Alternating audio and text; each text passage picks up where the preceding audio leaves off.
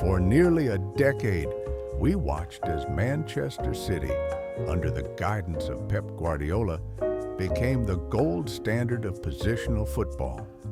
Their style was a masterclass in control, a symphony of coordinated movement designed to overwhelm anyone who stood in their way, making them the envy of all of Europe. But as this system was polished to its gleaming peak, its hidden flaws began to surface, stark and undeniable.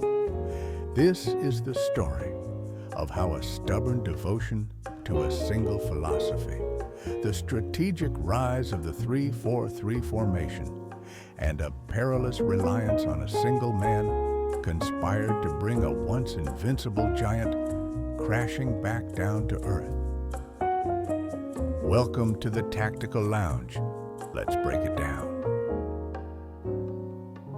At its core, Pep Guardiola's philosophy is absolute. Manchester City's entire game was built on a foundation of structure and endless repetition, a system trusted above any individual player. This relentless quest for the perfect game created a beautiful machine, but one whose inner workings were on full display for the world to see. A model as elegant as it was, in the end, rigid. The whole squad learned to move as one, following preset triggers and automated patterns in a choreography meant to impose order on the chaos of the pitch. But what happens when that very order becomes your biggest liability?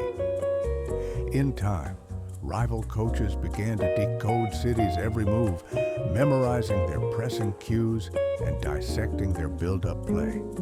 When we saw them face a real challenge, a game slipping away or a press broken, the rhythm disrupted, the response was rarely to improvise. Instead, they would double down on the philosophy, clinging to control when what they needed was a spark of chaos.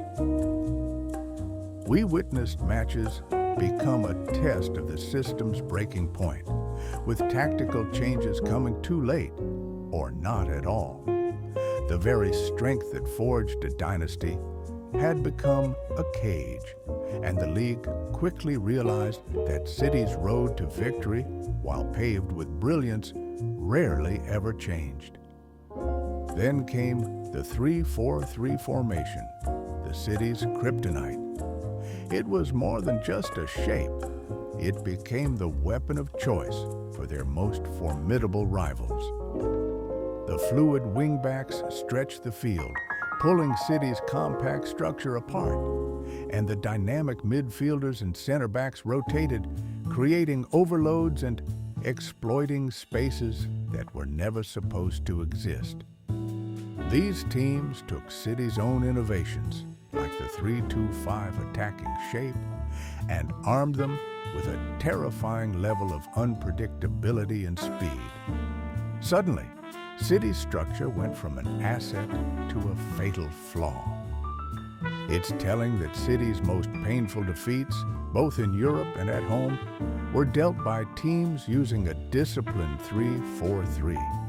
We saw them forced to react instead of dictate, unable to establish the midfield dominance their entire game relied on. Those secure passing channels, they became open highways for devastating counterattacks. The data confirmed what our eyes were seeing. Ball progression stalled, chance creation plummeted, and defensive fragility soared. It was a pattern that culminated in agonizing exits from the competitions that mattered most. Worsening these issues was a growing, almost desperate dependence on Rodri, the lone heartbeat of City's entire tactical setup.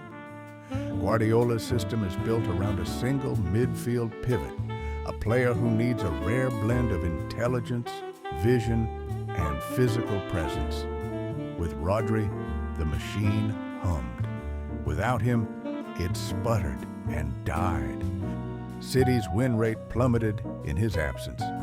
Ball recoveries dropped, passing accuracy fell, and even world-class replacements couldn't fill the void. Opponents knew it too. They targeted this single point of failure, exposing just how fragile the system had become. The consequences were devastating, and looking back, perhaps they were inevitable. A fortress isn't built overnight, but its cracks appear all at once when every opponent arrives with a new sledgehammer.